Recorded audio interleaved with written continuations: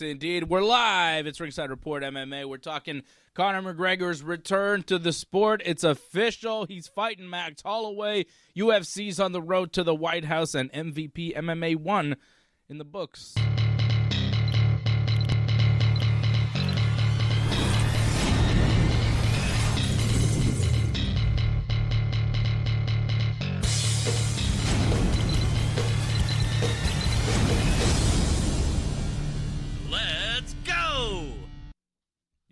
Let's go. Let's go, baby. AJ, baby. What's up, AJ? What's up? What's up, Simon? Go Habs, go, man. Like it's happening now. Got a free baby. Stuck in my head, man. Who is that? Britney Spears? Drake. New Drake. Ah, close enough. Hey, Janice, shut up. Yeah. It's a good song. What's up, Dave? You look good, man. You look like your hair looks good. Did you like hair and makeup before the show? Look at this guy. Thank you. I'm growing it looks out like a George little bit. Clooney. Have you noticed it's like longer? Yeah, I have. That's what I'm saying. I haven't cut it in a while. I'm kind of liking having hair again. Yeah, I wish I could do that, dude. I mean, sorry. I'm not trying to rub it in. I was just saying on a personal level. It's okay. It's like I always shave my head. I always have like shaved head, and now I've been growing it out a little bit, and I'm like, ooh, this is interesting. Should I get some? Listen, if we make a lot of money on this, should I get product and like start styling my hair like a stylish boy? Who knows? Who knows? You should, what the man. next step Spike it might up, man. The whole, Spike the whole it like, up. The Backstreet Boys look, and Ooh, I want it that way. That is the way I want it. Yeah. I was gonna say, if this show makes a lot of money, man, you can send me to Turkey, including Fred. Yeah. Because the rest of the team is pretty hairy. Mm. Just me and Freddie, we're a little follically challenged. You know, AJ, we've been doing this show for a long time, and many times you've said, you know, if this show makes a lot of money, we could do this, or we could do that. And I'm starting to get to the point where I'm wondering, maybe I ain't going to Turkey. Maybe this show won't ever make a lot of money because, the way things have gone, we haven't seemed to make a lot of money or really any, so it's, Listen, it's okay, man. We'll get there, man. If Rogan could do it, so can we. We'll get there. You say Joe Rogan? Are you comparing us to Joe Rogan again? You do that again? Man, of course. Yeah. Second best show in the world, man. Sure. If Joe Rogan can do it, why can't we? I mean, our conversations are a little different than what Rogan talks about. Maybe we should start going along that alley. I don't know. I'm just saying. I mean, at some point, the way Rogan's headed, he might be down to our level at a certain point. He's looking I doubt it lately. Anyways, let's stop propping ourselves up, eh? We're doing a good. We're doing good. TRT, man. Huh? We're TRT. doing well, dude. Minus the TRT. I can afford the T, but not TRT. I'm just gonna get tea. Just a cup of tea. We're getting there, dude. We got a T, man. We can do it, dude. Yeah. So listen, man, the Habs are playing tonight. Johnny's on the line, which I'm surprised. He's probably going back and forth. Johnny, keep us up to date of what's happening. The show's going to go quick. Yeah. So we can start seeing the Habs. Even Connor's ready in the back here. I've got the game going. What? Yeah, they're I don't have that technology here. They're doing the, what do you call it? National anthem? The anthem? Yeah. So we're good. Don't worry. I'm going to tell you, this is going to be, I'm going to be watching the Canadians game while we talk to you about MMA. Canadians and Hurricanes game 1 of the, what is it? Eastern Conference Finals? What do they call it? Yeah. It's the semifinals now. Yeah, but it's the conference finals. Conference finals, whatever it is. I don't know what the conference is called. Yeah. They always change the name of the conferences. Is it Eastern Conference? Don't know. Yeah. Yeah, okay. So, the Canadians are playing. It's a big game, obviously. Eastern Finals. They win this series. They're going to the Stanley Cup Finals. They win that. They win the Stanley Cup, which they should. They should. After 30 years, dude. 30. Think about it. Dave, you were not even, able to eat steak when the Canadians won. Yeah, I was. What do you mean? I was how old are you? 7. Well, okay. I thought you were younger. No. Anyways, I'm saying 30 years ago is when they last won it. I was 7 when they won. Shit. I remember going to school. That's why I was kind of crazy, turned man. off by the Canadians and them winning. Because in 1993, I went to Face Elementary School downtown. Okay, shout out to all my Face alums. And going to Face downtown, my dad would drive me from NDG downtown. So we'd drive down Sherbrooke Street. And I got very familiar with all those buildings, right? You see the buildings, you're driving down the street, you're going to school. You know, it's your drive to school. And I remember after they won the Stanley Cup, the city was a total mess. Like, it was destroyed. And I was like, I remember driving down, and it was, you know, there was such a huge riot after they won in 1993 that the city was in disrepair for like a long time. Like, it lasted a while where just buildings were smashed and destroyed. It looked like a war zone, and it was shocking for me as a 7-year-old boy just going to school to see like the destruction that victory had caused in Montreal. It was very bizarre. It kind of turned me off. I was like, this is what happens when they win? Like, this is weird. I didn't like it. I remember not liking it because they were just like breaking stuff for no reason. To me, you celebrate, you're happy. Why do you break stuff when you're happy? I don't like that aspect of the Canadians' victory culture. I heard that when they won a game in the last series, maybe they burned a cop car. Like, it's, you know, what are we doing? What are we doing? You've won a hockey game. Dave, celebrate, be happy, high five your friends, hug people, you know, party. But the destruction, the rioting, I don't understand. Yeah. You know, I don't understand. And I'm going to tell you something, It's Dave. a relatively recent phenomenon because my dad telling me that he actually saw the Canadians win the Stanley Cup in 1968 at the Forum. He was there. Wow. To see them win the Cup in 68. There were no riots afterwards. He went with his mom and his older sister. I mean, my dad was a child at that point. You know, he was maybe 8 years old, 9 years old. So. He's a young John. Yeah.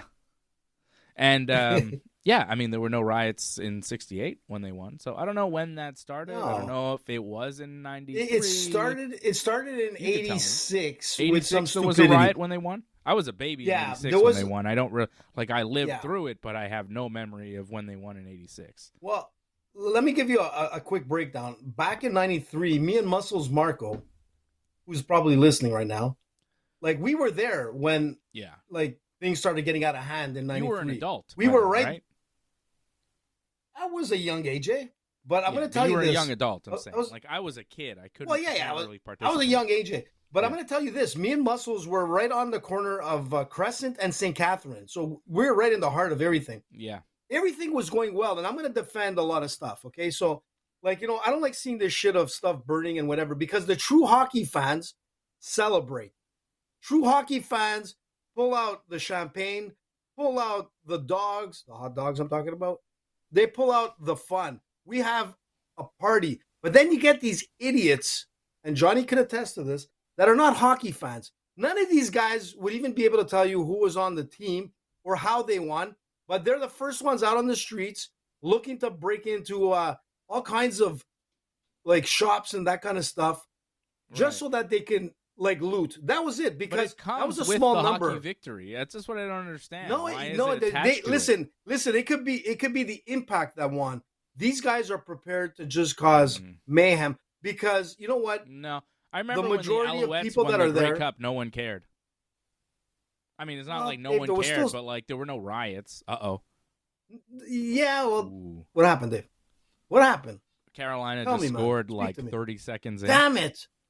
Man, that's the Canadians. They always have a bad habit of getting goals scored on them in the first couple of minutes. Carolina's been resting for a long time, though. Canadians have been playing, 2 series that went to Game 7. They might be a little tired for this game. I could see them losing the first one, but making it a series and coming back and winning in 7. Oh, yeah. That's my pick. Listen, Canadians in 7. They've done it 2 straight series. They're going to do it again.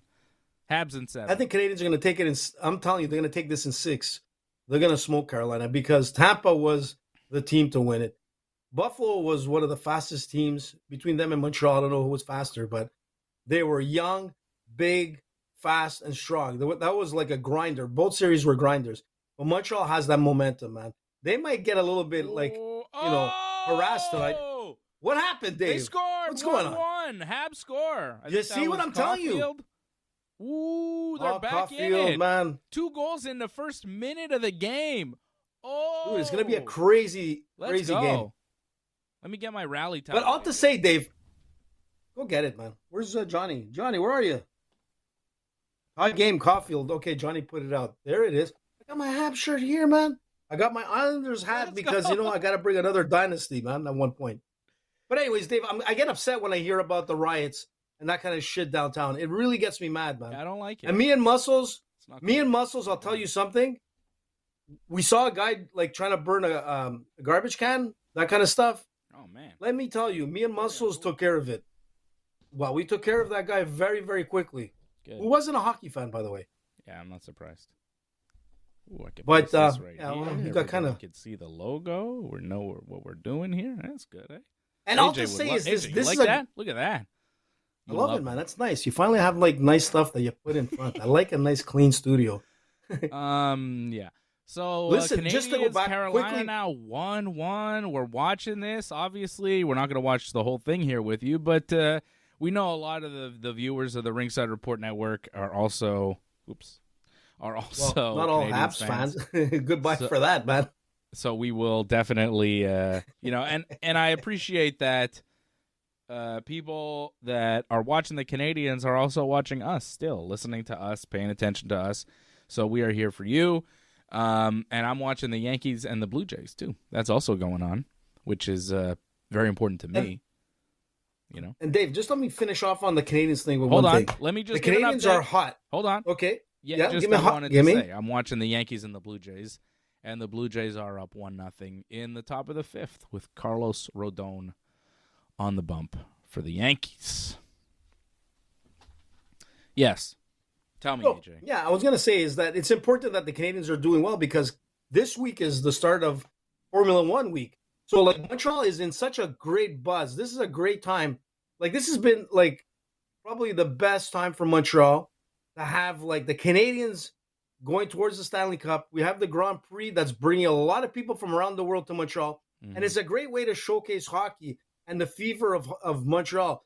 People are coming into the city from Netherlands, Japan, and they're coming wherever. And they're Italy, whatever, France. Yeah. And they're coming in and seeing fans like at their highest peak. I mean, this is a great thing to sell Montreal. Mm-hmm. And I was talking about it today. I said, if Montreal, could ride it, this week, people coming from around the world, they're going to get to see what hockey is all about and just really that love for the game. And what that does is that if Montreal looks like it has a vibe, this is the first time I've seen Montreal have a vibe in decades, dude. Mm-hmm.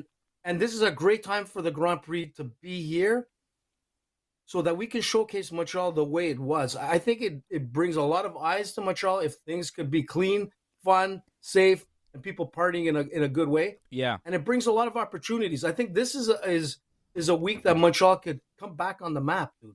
I think there's a lot of things happening. Yeah. Oh, go ahead.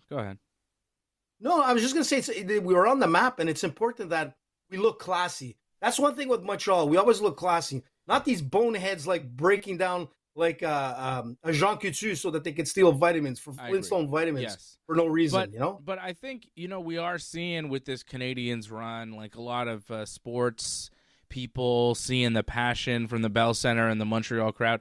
I think that's what is really shining through, which is nice, is the passion of Montreal sports fans that people may not be exposed to because you just don't get many opportunities to see it outside of the Canadians, on a world stage. And that's what's nice about this playoff run is that the world is seeing how passionate and excited Montreal sports fans can be. And, we know it. I've lived through it, outside of hockey. I've lived through it when I saw Hulk Hogan at the Bell Center the night after he wrestled The Rock at WrestleMania in Toronto, and the fans went absolutely nuts, ears ringing loud for like 30 minutes, a standing ovation for the Hulkster, such a big ovation that years and years later, like decades later on this Hulk Hogan Netflix documentary that they did, Hogan talked about it. He talked about that night in Montreal. Like, there's a passion of a Montreal sports fan that translates outside of hockey. It's there for MMA. You look at how many big events, sellouts that we had for Georges St-Pierre. When we get behind somebody, when we get hyped about somebody, when we get passionate, we are all in, and we are loud, and we are into it, and we will buy the tickets, and we will sell out arenas.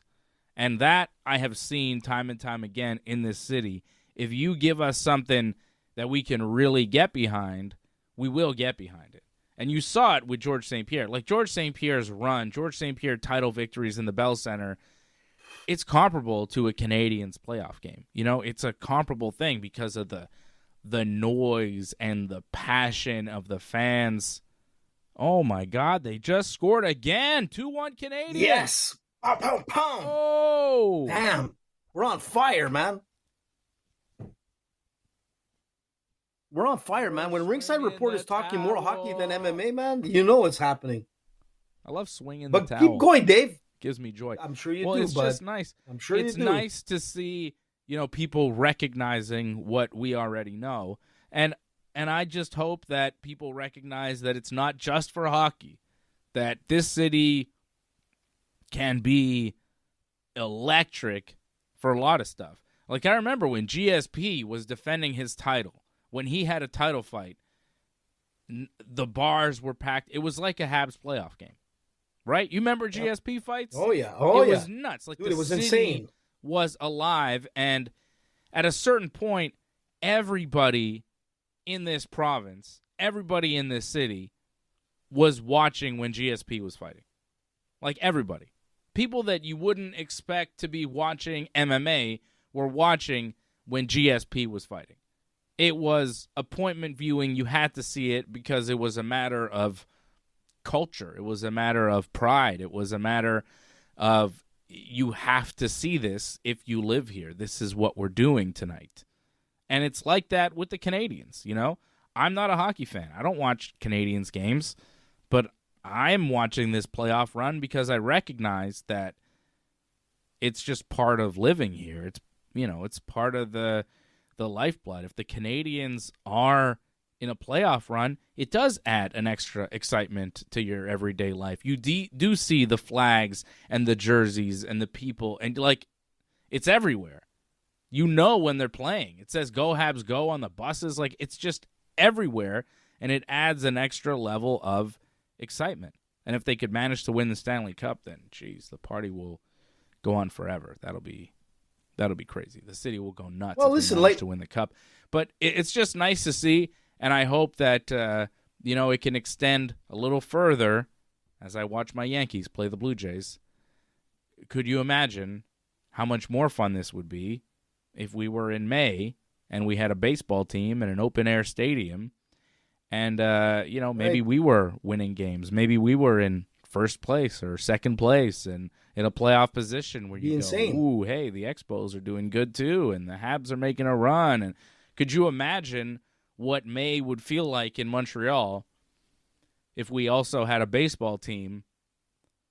And, I mean, we'd be alive, they'd man. be doing well, but, imagine if they were, or just having a baseball team and being able to enjoy that. I think that listen, it's that's one thing. Something that is possible, was possible at a certain point, and, was happening. We did have a baseball team, and the Canadiens were winning the Stanley Cup, and things were happening. I'm pretty sure my dad told me he was at an Expos game when the Canadiens won the Stanley Cup in '93. So and the Expos in '93 were pretty damn exciting. Expos in '94 were quite something. So yeah, that's my dream. My dream is to have a baseball team as well, which would really, I think, add an added amount of electricity to this town that I think it needs. Well, look, it needs it. Listen, because the summer is a little like this. We wait for the summer all year because we're like, it's cold, it sucks, it's rainy. I mean, it's snowy, it's terrible, right? All winter, it's rough. Like Montreal needs everything to happen in the summertime. Everything. Once like May hits, let's go. Pump up the volume. Let's run wild until October. You know what I mean? Yeah, you're right, man. And this is what I was going to try to say is that, if you look at any major city like Toronto or New York, they've got like winning teams. But a city that is economically, on top is a city that has more than one professional team. Yeah. When we lost the Expos, the city declined. You can say what you want, but everybody knew that.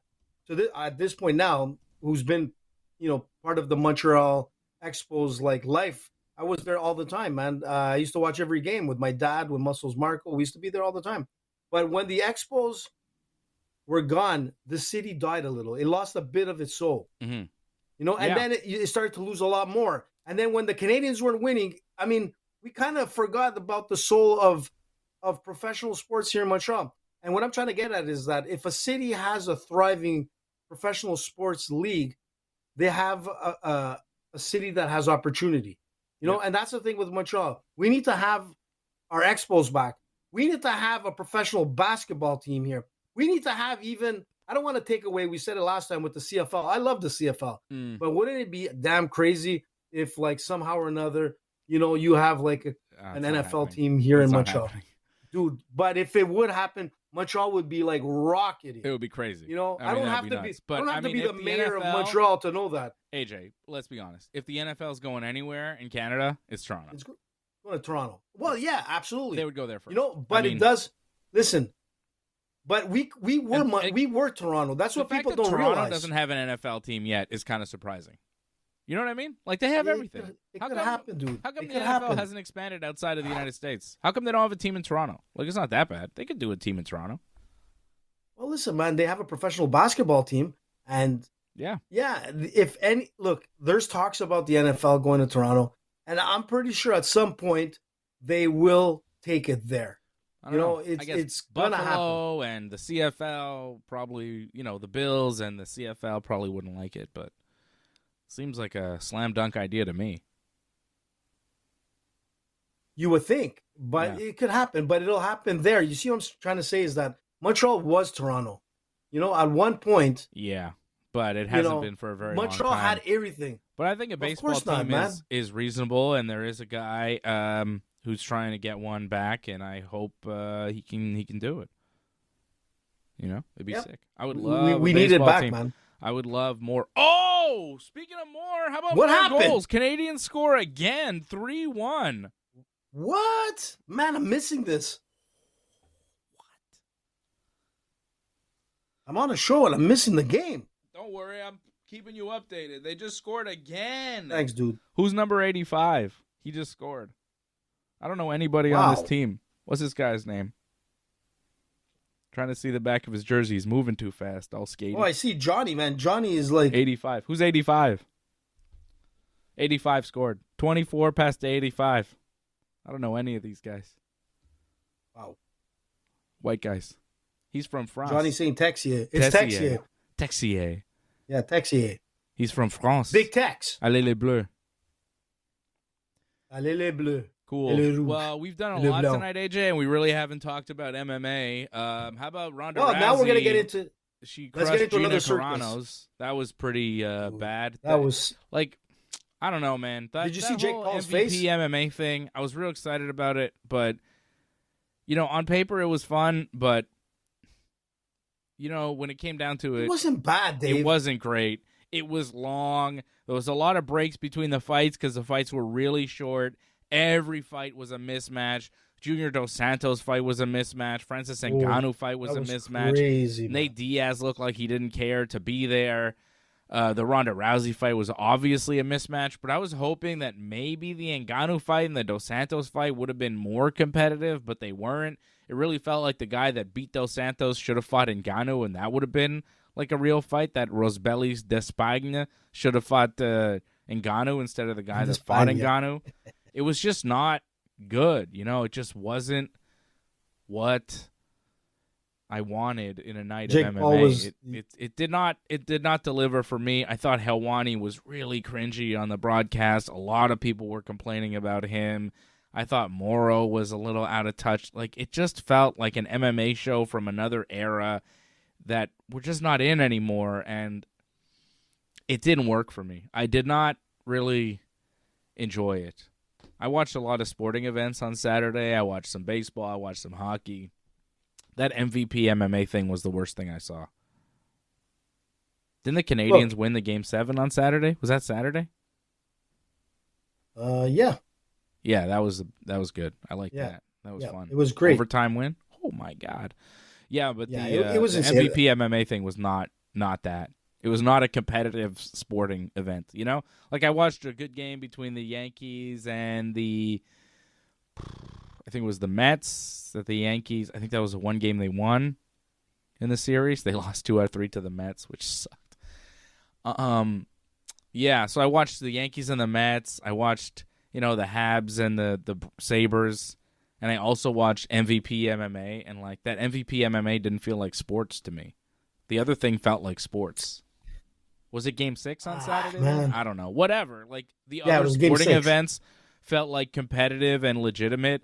This MVP MMA thing, it was not competitive. It felt illegitimate. The broadcast felt very like hokey and amateur. It just came off badly. And like I think the thing that bothers me about it is that so many people watched it, and like obviously that's a good thing. You want people to watch things, I guess. You want them to watch MMA, but if that's your like introduction to MMA, or if that's the only MMA you've seen in a long time, and then you don't watch MMA for a while, you're not getting a really good impression of the sport.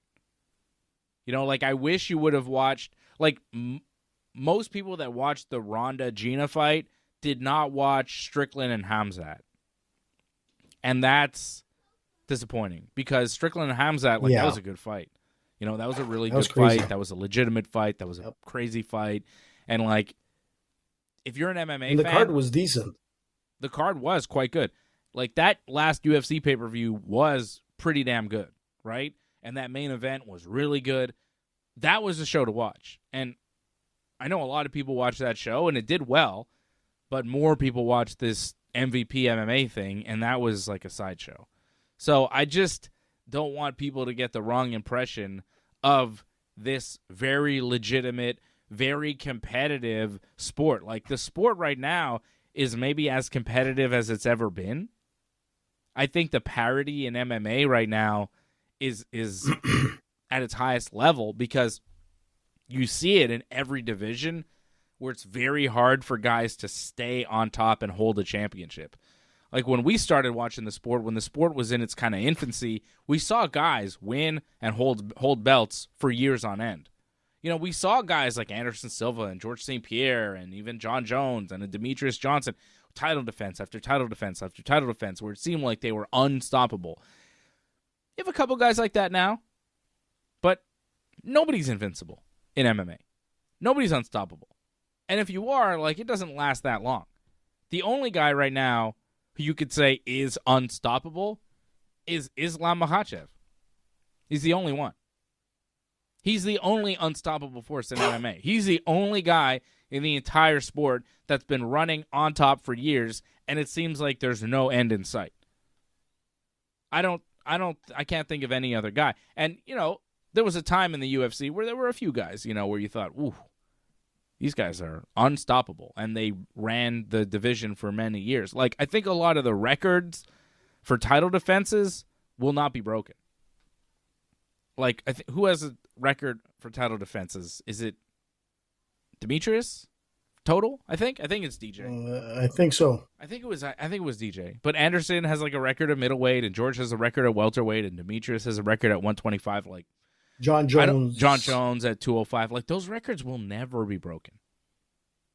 Maybe they will, maybe one day. Maybe.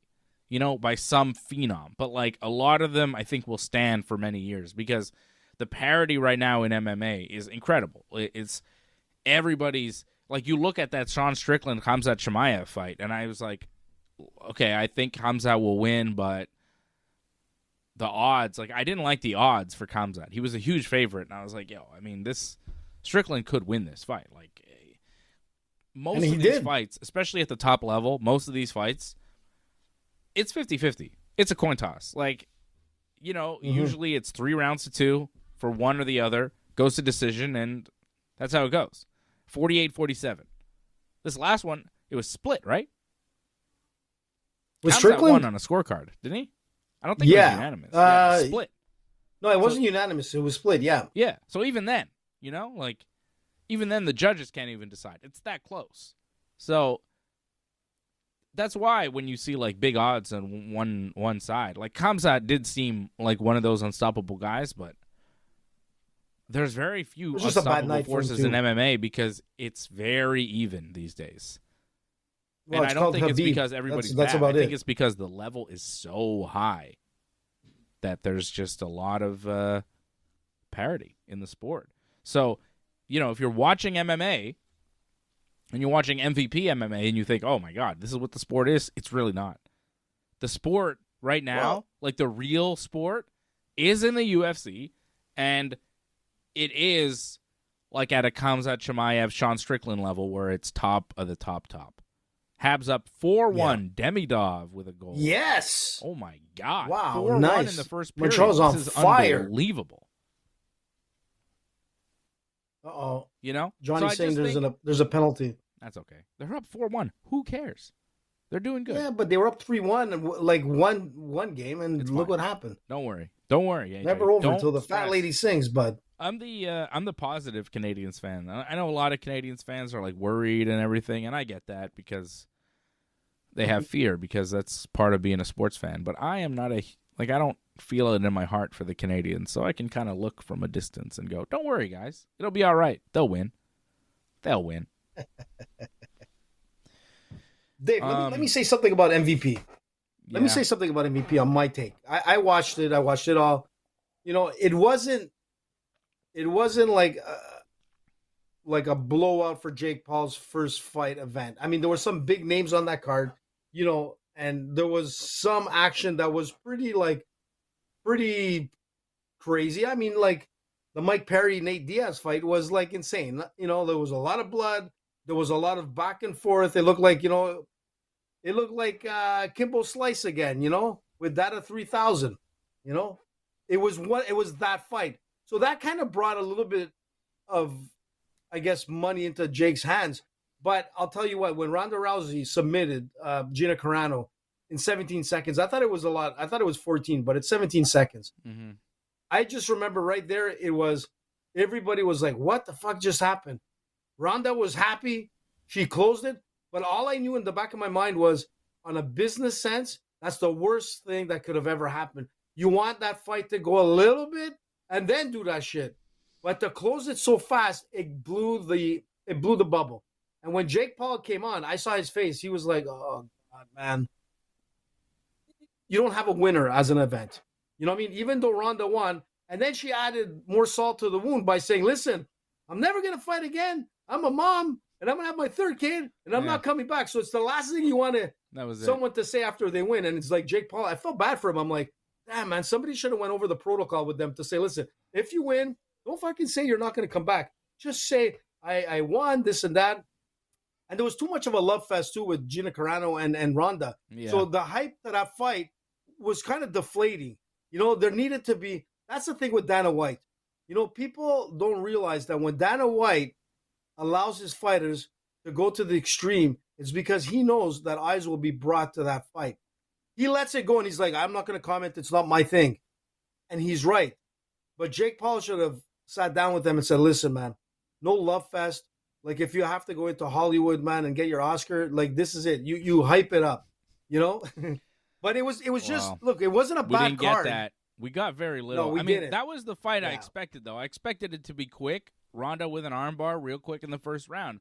I expected it to be not quick. Good for the money. I maybe didn't expect it to be that quick. Like, man, Gina had nothing. There was nothing. There was nothing. There was no time to do. She didn't break a sweat, dude. But like, her makeup was still on. That's another thing. Man, Gina had 0 ground game. Like nothing. Like there was. She hasn't fought in 17 years, Dave. Think about this. I was saying this. Half a defense. Like there was nothing. She can't. She cannot. And you know why? Because I was talking with some guys during the week, and I said this. I said, you got to look at Gina Carano. She has been out of the game in 17 years. And there was one point in the UFC where a couple of years out was a different game. The MMA game has become so elite that 1 year can make a difference. Yeah, I mean, literally 1 year. Yeah. She's been gone for 17 years. She That's was 17 always years lose, ago of but MMA. Damn, man, she didn't look like she'd been training for MMA. She Well, looked that's like it. she's been training to lose weight, to make weight for the fight, and that's it. I don't think she did any MMA training. Maybe she hit pads. She probably did. Did she grapple? Did she go to a jiu-jitsu gym? Did she wrestle at all? Did she do any takedown defense in preparation for this fight? I'd like to know. I'd like to know what exactly she trained, because I don't think she did much defensive grappling. And you're going up against Ronda too, who's been out of the game as well. But just imagine Ronda Rousey. What are you trying to defend against? But think about it, Dave. The armbar. Like Ronda, it was obvious I love from Ronda. The start. And you offer 17 seconds a fight after all this hype? I'm not satisfied. Well, that's the I'm problem. not satisfied with Gina Carano's performance. Like Ronda, whatever. She's gonna. I don't really. But let's be honest. Do you think Ronda could go up against Amanda Nunes? How much hype was in this fight, man? This fight did not deliver in any way. Maybe wait. Maybe throw a couple punches. How about you stand and trade with Gina a bit, just a bit. Yeah, just a bit. Just to make it entertaining. Give that 17 seconds and then shoot the takedown, because Ronda, you're a bronze medal judoka. You are high level. You can take her down whenever you want. Give it 10, 15 seconds, and then shoot. She's not going to tag you. What's she really going to do? You think Gina Carano's going to hurt you? Stand and bang a little bit. Just a little bit. She didn't do anything. She shot in immediately. It was acting like Gina was the most dangerous fighter in the world. She had to put her away right away. Which, fine. That's smart when you're fighting MMA and it's a competitive fight and you're trying to win. But how about... That's not what this is. This was a show. She took the win. How about putting on a show instead? She didn't want to put on a show. She didn't want to put on a show. She just went in there, made it nice for Gina not to get hurt, and walked away with money. And that's it. She made it nice for Gina, too. She made it easy. She didn't even break Gina's arm. Yeah. No, she didn't. She didn't. It was tight, but it was enough for... It was that tap in wrestling where it's okay, now... It's hey, I got you, tap. And she's like, okay. That sounds risky. It's not risky, John. Did you see how the fight went? It's not risky. When she's fighting a 17-year-old. You can toy with them. AJ, you know that. When you can kill somebody anytime you want, when you're so much better than them. You toy with them like a cat to a mouse. You can play around. You can play with your food, and then you eat. You don't have to finish them off right away. Sometimes I'm rolling with guys, and they don't know what they're doing. Do I smash and choke them in 10 seconds? No, what's the point of that? I play. I have fun. You try some new stuff. You try some new stuff because I know even if I'm in danger, I can get out of the danger and be fine and then win easily. I can snatch whatever I want. And Ronda was so far ahead of Gina that she could have done whatever she wanted to her and it would have worked. You could play with your food a little bit. Play with your food. She could have struck with her and still did well. Because at the end of the day, this is entertainment, and you were putting a lot on the line as far as this is the biggest fight, and this is this and this and that. And you shoot a takedown 17 seconds, armbar, oh my God, I got to get Gina out of here. No, you just didn't want to hurt Gina's face. You didn't want to hurt your face, because this wasn't really a fight. And Johnny, this was Ronda Rousey going out on top. This is what Ronda Rousey wanted. She wanted to leave MMA on a win, and you got that. Oh, yeah. But MVP MMA did not come off better because of it. You did not help the sport of MMA like you said you were trying to do. This didn't help MMA. This didn't help anybody in MMA. You got Nate Diaz a payday. You got a couple guys a payday for a fight that just wasn't legitimate. It's hey, you want an easy fight? Yeah, sure, I'll take some money. Hey, Francis Ngannou, you want an easy fight for some money? Yeah, sure, I'll show up. Whatever. No problem. But, was this real? in any way? No. And you're trying to say that this was a big thing for MMA. The next time MVP MMA puts out a card, I'm going to be way more skeptical. Because I was supportive of this. I was like, this is cool. On paper, this looks fun. Let's see what they do. And then I saw what they did, and I was like, this is awful. This is not what I thought it was going to be. This is worse. I thought there might be some redeeming stuff on the undercard. There wasn't. There was not. Yeah. So now, it's hard. Next time they come and try to sell me on this MVP, MMA, Netflix, whatever they do, I'm going to look at it a little bit more closely. And I'm going to say, hey, I don't know if we should actually be supporting this. I don't know if we should be supporting anything that Jake Paul is involved in. But that's another story. But Johnny brought up a good point. I didn't like it. But Johnny brought up a good point earlier. He said that, really to get a second event out of this, you need a big name and something that'll bring the eyes. And he's right. You bring in a guy like Brock Lesnar into MVP 2, but you got to start setting up, if you want it to be a legitimate organization, which they kind of are. I mean, the names that were there were all like former champions or the highest level of MMA. But the thing is that you need to bring in like newer, younger fighters that can start building a name in MVP. But you need to have that hype. So somebody like Brock Lesnar coming to headline, and you have all the the four prior fights with like pretty good MMA fighters where it could be exciting. That's how you build those names.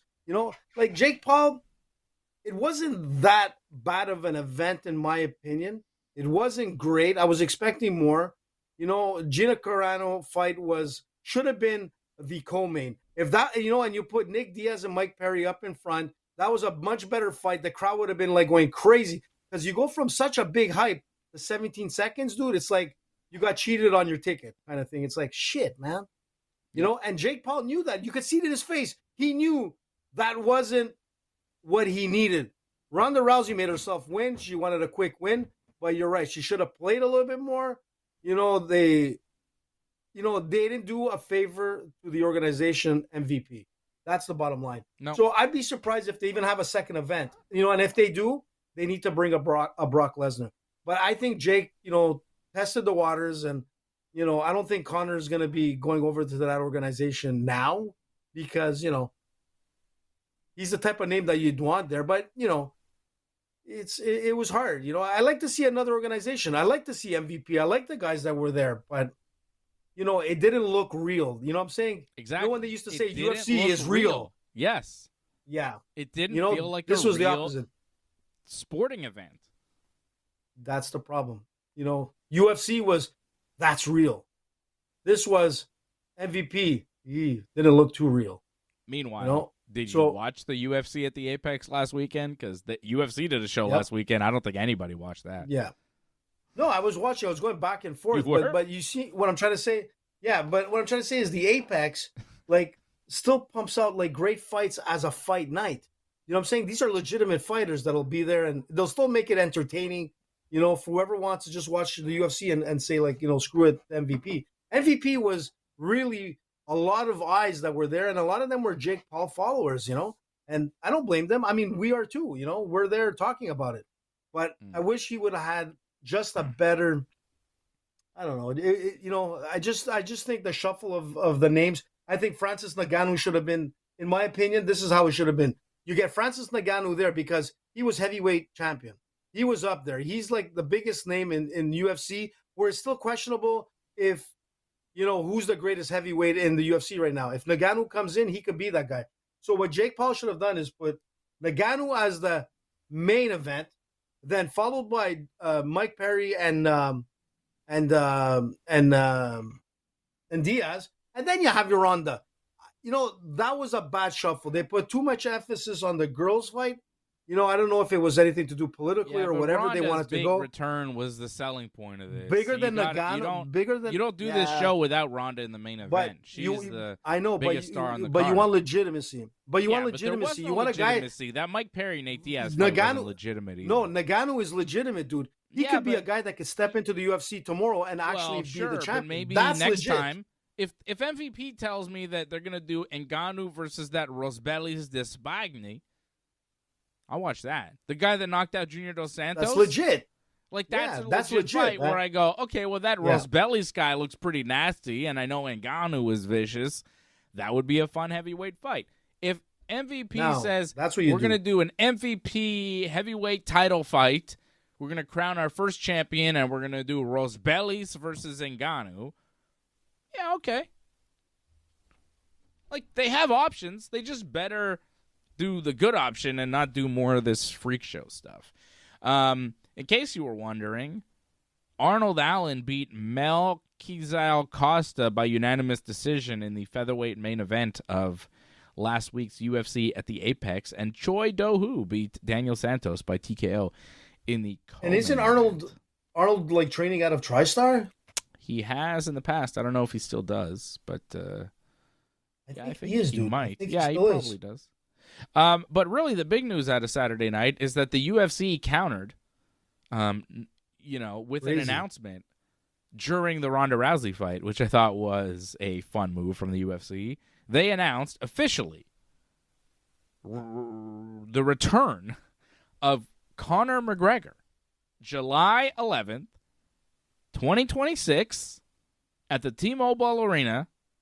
It is UFC 329. It is the headlining main event. It is Conor McGregor versus Max Holloway 2, the rematch. And this time, it is at welterweight. At 170 pounds. The last time they fought, of course, was at featherweight, down at 145, way back in 2013. Crazy. Conor McGregor won that 3-round fight, a non-title fight, by unanimous decision. It was Conor's second fight in the UFC, and I think Holloway had been in the UFC for a few more fights before that, right? He'd had a few fights in the UFC. Like, it was Holloway's like 6th fight in the UFC, and he lost by decision to Conor in Conor's second UFC fight back in 2013. Conor McGregor is 37 years old. He will be 3 days away from 38 when he returns to the cage, and has not fought in 5 years. His last fight was a TKO where he broke his leg in that fight with Dustin Poirier in July of 2021. So he comes back in July of 2026, 5 years away from the game. 37-year-old Conor McGregor, Mystic Mac, back on the attack to take on 34-year-old Max Blessed Holloway. Holloway coming off a unanimous decision loss to Charles Oliveira, where he was completely out-wrestled back in March of this year. And, of course, Conor will not employ that tactic to fight Max Holloway. He will be standing and trading, and I think this is going to be a good fight. I think this is going to be a fun fight. And I think this is a good matchup for Conor's return, especially at 170 pounds. I think Holloway is going to be undersized. I think Conor's going to have a size advantage because I don't think Conor can even drop to 155 at this point. He's ballooned. No. And Holloway, he can fight at 155. I think he could probably still fight at 145. So I think Conor will have a size advantage. I think making this fight at 170 is good for Conor. I think it's going to be fine for Holloway, too. I think Holloway, is going to come in as the favorite. I'm sure there's odds on this fight already. I think so. It's coming up in for Conor, it's going to be easy. Like, he even makes the comment, I can eat what I want to eat. I mean, it's going to be an easy weight, cut in a sense. Conor plus 300, Holloway minus 400, the favorite. Right now? Holloway's I'd go with minus Conor. 400 favorite. Yeah, I don't hate Conor in this fight. I really don't. Yeah. That's weird. Conor looks good, man. I've seen him in his training videos. He looks solid, man. He looks like revived. It's like he's, Conor is coming in for a reason. And this is a great fight to come into. We saw him with Cowboy Cerrone when he stepped in and he manhandled Cowboy Cerrone, and that was insane. I mean, Cowboy's seen a lot of war, but coming in, man, to Holloway, it's going to be interesting. It's going to be a slugfest. But let's not forget, Holloway's fighting a southpaw. Yeah. Yeah. You know? And the co-main is going to be interesting too. This is going to be a nice card, man. Yes. You got a lightweight title between a tilt between Benoit Saint Denis and Patty, the Batty Pimblett. Yeah. Man, you have Conor and Patty on the same card. It's going to be insane, dude. It's going to be a fun one. Yes, the press conferences that week will be fun. It's going to be good. And guess who else is on there, man? There's a big name that most people don't know, man. And they're going to be able... Olympic gold medalist. It, I know it. Yes, Olympic gold medalist, former WWE NXT wrestler, and, a budding superstar at the heavyweight division, Gable Steveson, has signed to the UFC and will be making his UFC debut on this card. And he could be a potential superstar in MMA. So, yeah, we got Conor, we got Gable Steveson, we got Paddy the Batty, Corey Sandhagen against Mario Batista, Robert Whittaker moving up to light heavyweight to take on Nikita Krylov. Oh, it's a good card, man. We got some decent fights on this card. It's coming up July 11th, UFC 329, Conor McGregor, Max Holloway. It is official. Years and years and shows we've been talking about this. Conor McGregor, when's he coming back? All this talk, all this conjecture. The Michael Chandler fight. I told you he would be back. Happen that never happened, and now finally. AJ, you tell me every year Conor's going to fight. Just because this one year it worked, it doesn't really make up. It took 5 years of me saying Conor. 2023, 2024, 2025. But I was right. Johnny, support me, man. You were wrong for 4 AJ years, was right. And now you're right this year. It doesn't really even out. Listen, it's like 5 rounds of MMA or boxing, man. It's never over until it's over. Yeah. Conor is back. Well, you've lost 4-1 by decision, so it's a... But listen, man, the 5th one is all that counts, man. 49, that's all that counts. For the winner. By unanimous decision. Canadians up 4-1 at the end of the first period, and Habs up. Let's go. Way to go, Habs. Yankees still down 1-0, bottom 6 to the Jays. Johnny's saying it. I wanted to mention, too, AJ, that, the Montreal Victoire, the women's hockey team, won the Walter Cup, which is like their Stanley Cup, and there were no riots. I think that it was like last night. And see, that was like a big... See, this is the thing. Like, the Canadians are in the playoffs, and everybody in the city knows. The Montreal women's hockey team won, like, everything, and nobody knows. Nobody's really aware. Well, let's and that's the thing about Montreal sports. Like, yeah, it's good, it's cool and all, but like, we got CFL team, we got MLS team, we got women's hockey team, but like, it doesn't rate the same as like the major sports leagues where everybody's talking about it. Like you're on American TV and those people are talking about you. It's different when the Canadians are up there, or if we had a baseball team or an NBA team. It's different than like a women's hockey team or a CFL team. Like those are all cool and all, but it doesn't translate.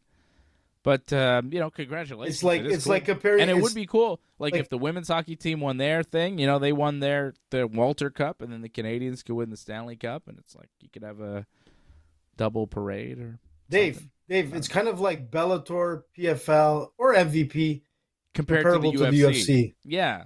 Yeah, it's like if PFL came here, they wouldn't be able to sell 2,000 tickets. If the UFC came here, it's at least 10,000 easily. No, Johnny's right, man. Johnny's right. He does say you have to apologize, Dave. So Johnny... Why? Because AJ was right that Conor was going to be back. Johnny knew, man. Johnny's been waiting 5 years for this. Where AJ was wrong. I'm not apologizing. Oh, okay. Hold on. I will. I'd like to take this time. What? To Johnny, apologize. get the recorder ready. Hold on a sec. In honor of Conor McGregor fighting this year, I'd like to quote him and to tell you that I'd like to apologize, to take this time to apologize to absolutely fucking nobody.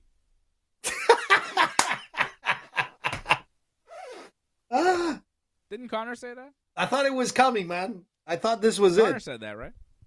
That's a Conor quote. Man. Remember that? Good old Conor. I'd like to take this time to apologize to absolutely fucking nobody after he won a fight. It was so crazy. Maybe it was after the Eddie Alvarez fight. Oh my God. That's Conor, man. The best, man. The best of the best. You can like him or hate him, but you know what? Everybody knows him. Yeah, he's up there with names like Bruce Lee and Muhammad Ali. You know, yeah, it's like when he beat Eddie Conor Alvarez. McGregor. Let me just give you a throwback. You're gonna put it. I'm sure. Let's hear it, man. In honor of Conor, man. In honor of Conor. Let's hear it. Of Conor. Let me give you a little the Big Conor Mac audio. Mac attack. So nice. So nice. What a great quote from the Mac. Yeah.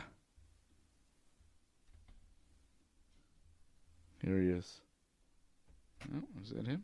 Give it to me. To absolutely nobody. I just want to say from the bottom of my heart, I'd like to take this chance to apologize to absolutely nobody. The double champ does what the he wants. Have a seat. Let me raise this now. This is what I want to do. This is what I dreamed into reality. Oh, that looks good. That looks good. God bless. Oh my God. So good. He's holding the belt. From the bottom of me heart. That's what we forgot, Dave. From the bottom of me heart. I want to take this chance to apologize to absolutely fucking nobody. Fucking Conor. The best, man. The Conor run. Conor 2016. Unbelievable, best. Man. 10 years ago. Yeah. And this is why we're still excited about Conor. Because, goddamn, like, if you didn't live through it, you don't really get it. But Conor, like 10 years ago, when he's the double champ does what the fuck he wants. He goes from 145 up to 155, wins the belt up there. It's just, it was unbelievable, man. The knockout power, the promos he was cutting, he was amazing. The biggest star that MMA has ever seen and probably will ever see. Man. Crazy, man. Conor's, over the years it's changed, but just seeing that, it reminds me of the good times with Conor. And the good times were so good. They were like the Jose Aldo fight, all that stuff, man. It was crazy.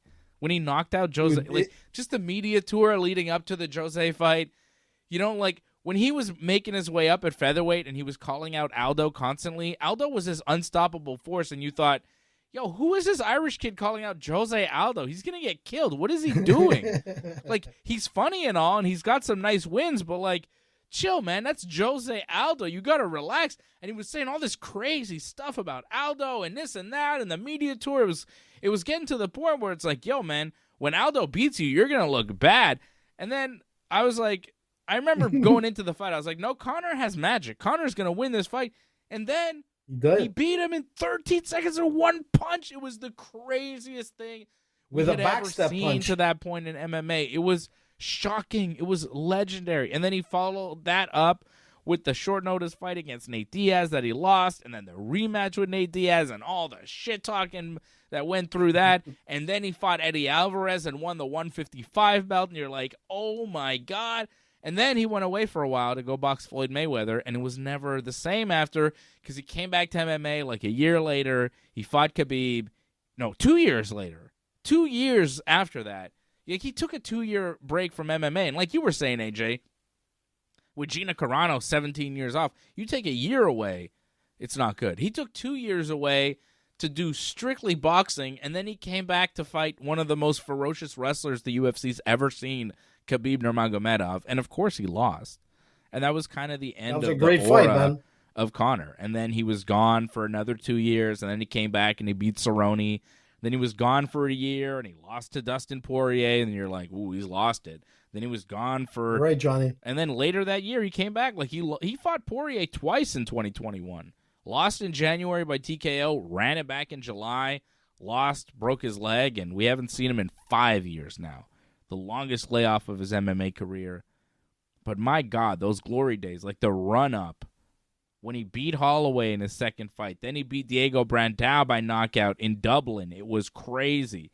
Then he beat Dustin Poirier at UFC 178. That was a big win. The Dennis Seaver fight in Boston. The Chad Mendez win that was supposed to be against Jose, but Jose pulled out. and then the Jose Aldo fight. Like, just that run at featherweight was incredible. And it was a lot of fun to live through. And all the shenanigans, the sport. He changed the game forever. He made more money than anybody. Well, he's closer to $1 billion if he's not a billionaire now. Yeah. But the thing is that that's the thing with Conor. It wasn't only his persona in the octagon. It was his that mystique, that magic that he had outside of the octagon. And he's done some crazy shit, all the way to almost becoming like the premier or the prime minister of Ireland. I mean, this guy has done so many crazy things, but he's also done a lot of, some pretty nasty stuff, but he's also done quite a bit of good stuff. And, and that's the thing with Conor. You just don't know, wherever the wind blows and Conor's there, you don't know if it's going to go north or south. But, I still remember the dolly. I mean, when you talk about the dolly in MMA, people know right away, Conor throwing that dolly. There's some fighters. Who was it that almost lost his eye out of that fight? He was on the bus and it was like close. Like, I think it was Michael Chiesa. I think it was Michael Chiesa. But you know what I'm saying? Like, you have Conor doing like crazy shit and even getting into boxing. And you know what? He went the distance with Mayweather.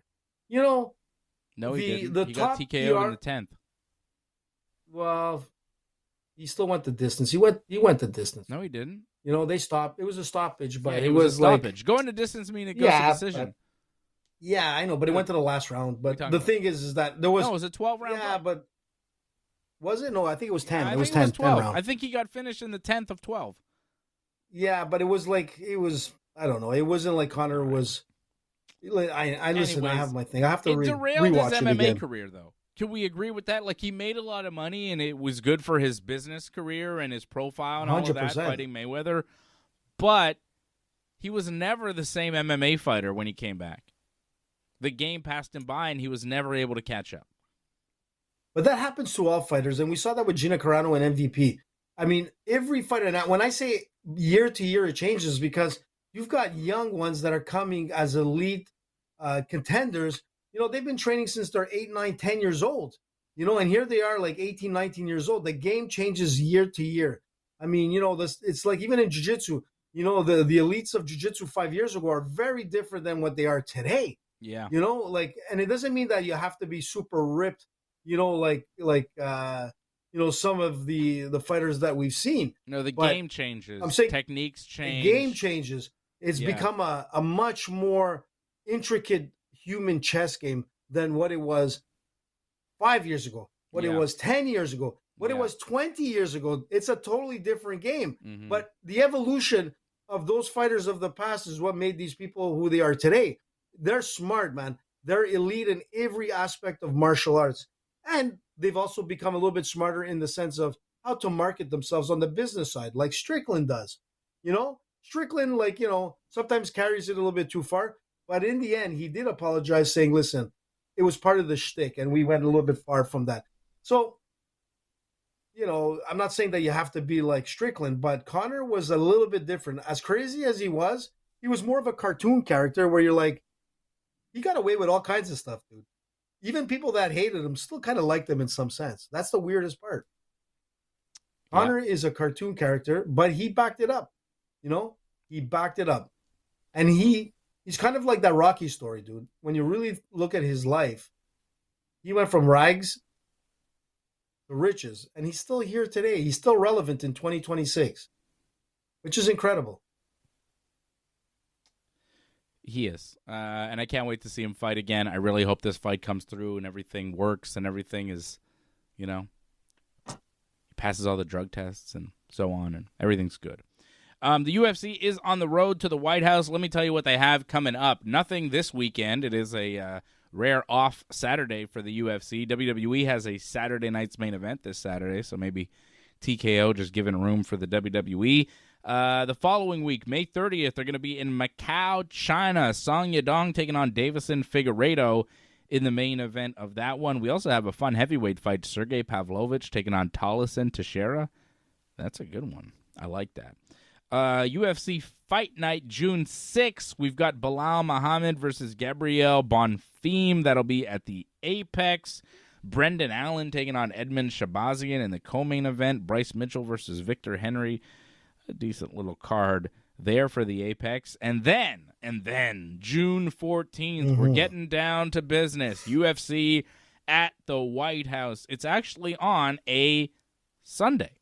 I don't know if you knew this. It's a Sunday. Is it? It's yeah, not on I didn't Saturday. know that. The UFC White House card, for some reason, is on July 14th, which is a Sunday. So it will be Strange. UFC Freedom 250 on Sunday, July the 14th.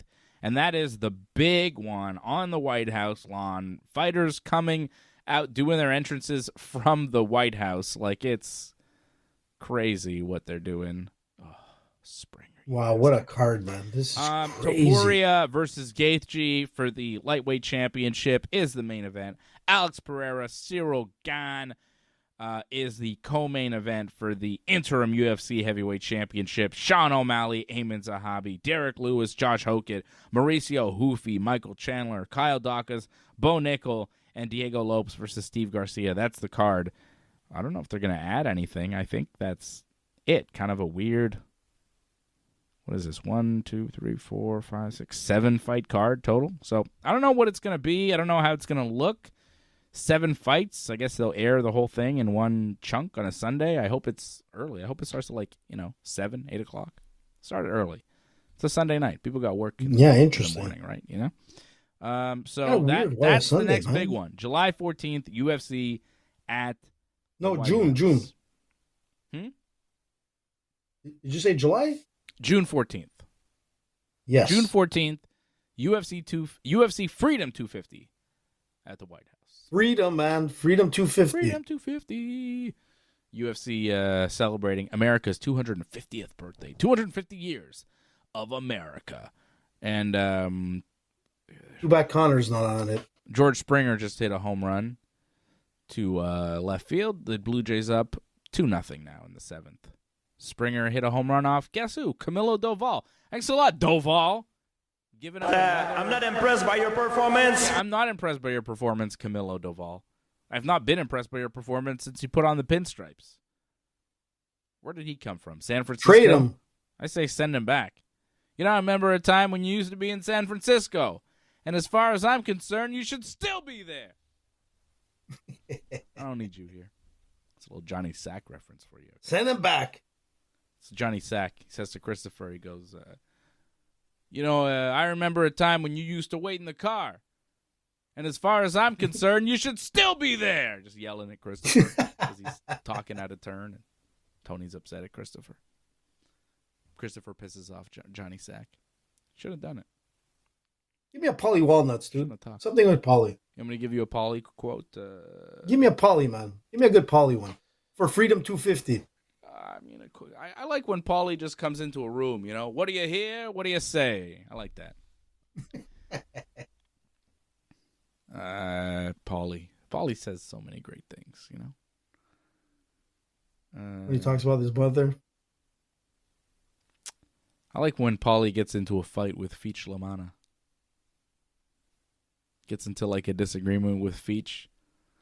Well, in my book, Paulie tells Feech, Feech is like, I've been in the can. I got to apply my trade. Paulie's like, in my book, you get points for staying out of the can. And then Feech Lamana goes, well, it's a good thing that your book don't mean ugats to me. I love it. Ugats. It should be Stugats, but we'll leave it like that, Ugats doesn't mean... That's the real way. Nothing? Yeah, no, Stugats means it's like my balls, nothing, but it's Stugats. No, Stugats is something else. Ugats, I'm Googling now, is a popular Italian-American slang term that means nothing, nada, or zero. Ugats. Yeah, Stugats, that's what Stugats means. Stugats is the same thing. They just broke it. No, that's man. Stugats primarily refers to the iconic 47-foot yacht owned by Tony Soprano and HBO's The Sopranos. The name itself stems from a vulgar Italian-American slang term derived from the Neapolitan phrase "sto cazzo," meaning this dick or my balls. Exactly. So Stugotz is like balls, but Ugotz it's the means same nothing. thing. Two different words, AJ. How am I teaching you about American Italian culture? What's going on, DeLessi? If I knew that, I would have like sent them like an email saying like, Stugotz, what are you trying to say, Ugotz? Stugotz. No, but Stugotz and Ugotz are two different things. They both got the gots, but it's different. You got the guts? I got the guts. Got the guts. Does Conor have the guts? He's got the guts to step into the octagons. All right, that's it. I'm done. Thanks, everybody, for watching. We'll see you again real soon. I'll be back here tomorrow night with Johnny North. We'll be previewing WWE Saturday night's main event and AEW's Double or Nothing. Canadians up 4-1 in the second period over the Hurricanes in Game 1. Go Habs. They will win. They will win this series. Hopefully the Yankees beat the Jays tonight. If not, whatever. Series is split, but I'd rather win the series 3-1 than tie the series 2-2. So let's go, Yankees. Score some fucking runs for me tonight. You scored 1 last night. You have none tonight. What are you doing? Get the bats going. Come on, captain. We need the captain tonight. We need the captain to do something. Senor Judge, do your thing, please. Thank you. We love you. We'll see you again tomorrow night here on the Ringside Report Network. We appreciate your support and you being part of our community. Share, subscribe, and join us again on the Ringside Report Network, the Combat Sports Authority.